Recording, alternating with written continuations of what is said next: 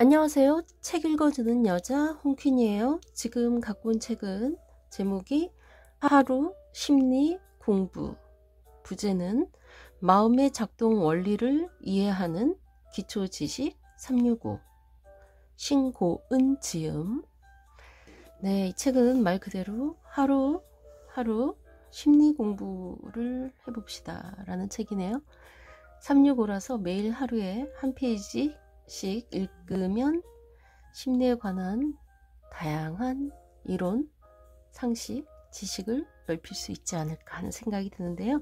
어쨌든 심리에 관심 있는 분들 잘 한번 들어봐 주세요. 그리고 이 책 부담 없이 읽을 수 있게 매일 한 페이지씩 어떤 심리학에 관한 이론, 뜻을 재밌게 잘 썼습니다. 제가 여기서 조금만 읽어볼게요. 장이론. 심리학자 레비는 선택이 어려운 이유가 갈등하는 여러 동기 때문이라는 장이론을 제안했다. 하고 싶은 또는 하기 싫은 동기가 주도적이라면 선택은 어렵지 않다. 그러나 서로 다른 방향을 원하는 다양한 동기가 동시에 생겨날 때 선택은 어려워진다. 동기는 세 가지 유형으로 갈등한다. 먼저 접근 갈등은 이것도 좋고 저것도 좋은 것이다. 짜장면이냐 짬뽕이냐, 이 어려운 숙제를 푼 중국집은 결국 성공했다. 바로 짬짜면을 개발한 것이다. 두 개의 대안을 원한다면 둘 다 내주자. 아인슈페너와 아메리카노도 한 잔에 나오길 간절히 바라옵나이다. 접근 회피 갈등은 하나의 대상의 좋고 싫음이 명확할 때 나타난다. 이때는 제품에서 싫어하는 특징을 없애주면 된다. 밤 12시에 커피가 당기는데 카페인이 신경 쓰인다. 이럴 땐 디카페인 커피를 마시면 된다. 마지막, 회피 갈등은 해도 싫고 안 해도 싫을 때 일어난다. 이럴 땐 해야 하는 일을 싫지 않게 만들어야 한다. 이가 아픈데 치과 가는 건 싫고 그렇다고 방치하는 것도 싫다. 그럼 무통 마취 주사를 놔주는 치과를 찾아가면 된다. 치과에 가서도 안 아프고 치료받고 나서도 안 아프니 천국이 따로 없다. 네, 다음 옆 페이지도 한번 읽어볼까요? 깨진 유리창 이론. 스탠퍼드 대학교 심리학 교수 짐바르도는 고장난 것처럼 보이는 자동차를 거리에 방치하고 사람의 행동을 관찰했다. 처음에 사람들은 자동차 부품을 떼어갔고 이 행동을 아무도 제지하지 않았다. 더 이상 가져갈 것이 없자 사람들은 이유 없이 차량을 마구 부수기까지 했다. 범죄학자 켈링과 정치학자 윌슨은 짐바르도 연구팀의 실험 결과를 보고 방치된 경범죄가 강력 범죄를 불러일으키는 현상에 깨진 유리창 이론이라는 이름을 붙였다. 실제 연구에서 방치된 차량은 유리창이 깨진 상태는 아니었지만 쉽게 범죄를 허용하도록 방치된 상태를 깨진 유리창이라고 상징적으로 표현한 것이다. 뉴욕시장 줄리아니는 이 이론에 따라 지하철 안에 지저분한 낙서를 지우고 낙서한 범인을 추적해 처벌했다. 몇 년에 걸쳐 낙서를 지우자 도시가 깨끗해진 것은 물론 놀랍게도 낙서와 관련 없는 강력 범죄가 줄어들기 시작했다. 낙서조차 허용되지 않는 이 도시에서 어떠한 범죄도 저지를 수 없었던 것이다. 깨진 유리창 이론은 범죄 현장에서만 적용되는 건 아니다. 강의에서 상습적으로 지각하는 사람을 기다리느라 5분씩 늦게 시작했더니 다른 사람들까지 지각하기 시작했다. 배려라고 생각한 5분의 기다림은 강의에 깨진 유리창이 되어 버렸다. 애구구, 다음 강의부터는 지각자에게 페널티를 주어야겠다.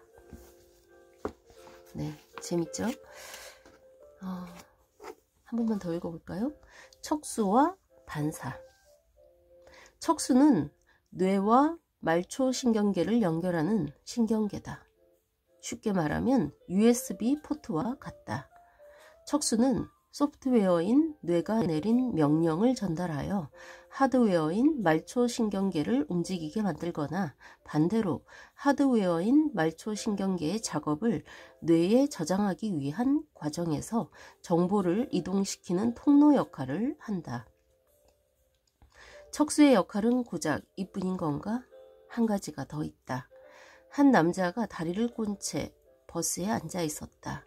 그 앞에 서 있던 여성의 손에는 가방이 들려 있었고 버스가 흔들릴 때마다 여자의 가방이 남자의 무릎을 톡톡 건드렸다. 어느 순간 남자의 무릎이 그만 반사를 일으켰다.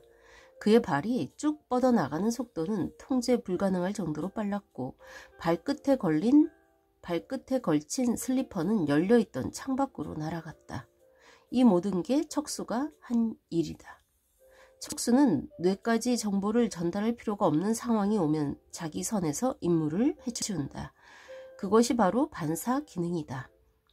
예를 들어 통각 반사를 생각해보자.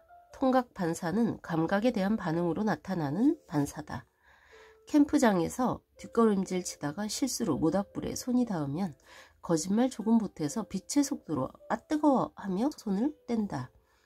피부에서 느낀 뜨거운 감각 정보를 뇌까지 보냈다가 손을 떼라는 명령을 받기까지 기다린다면 살은 그새 다 타버릴 것이다. 그러나 영리한 비서 척수가 지체하지 않고 해결하기에 우리는 위험으로부터 스스로를 신속히 지킬 수 있다. 네, 그렇군요. 그렇죠. 마지막으로 한 페이지만 더 읽어볼게요. 피니어스 게이지.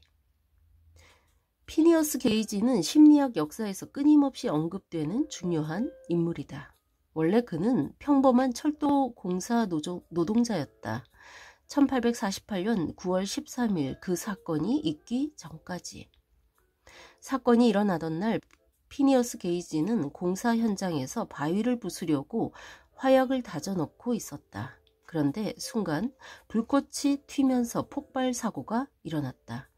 그가 사용하던 쇠막대기가 그의 볼을 지나 뇌까지 관통했고 다들 그가 죽을 줄 알았지만 그는 기적적으로 살아났다. 문제는 여기서 끝나지 않았다. 평소 온순하고 다정하던 그가 사고 이후 정반대의 성격으로 바뀐 것이다. 그가 괴팍하고 공격적으로 돌변한 이유는 그의 머리를 관통한 쇠막대기가 가장 인간다운 사고를 하는 전두엽을 손상시켰기 때문이다. 이후로 피니어스 게이지의 이야기는 뇌의 특정 부위가 사람의 성격과 행동에 관여한다는 사실을 밝힌 전설적 사건으로 남아있다. 우리는 의지와 공을 들여 마음과 행동을 통제할 수 있다고 믿고 그래서 어떤 사람에게 더 큰 노력을 요구하기도 한다.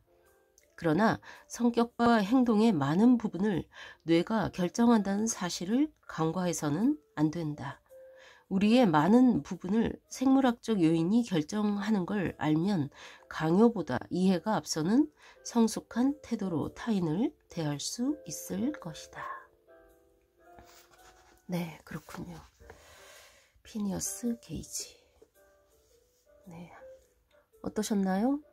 다른 부분도 이렇게 보시면 궁금한 부분들이 많이 보이죠? 제목 보면 이 책 하루 심리 공부 보시면서 심리에 관련된 다양한 단어들 보시면서 또 실생활에도 또 적용시킬 수도 아마 있을 거고 지식을 늘려나가는데 도움이 되시길 바랍니다. 지금까지 좋은 책 소개해주는 여자 홍퀸이었습니다. 감사합니다.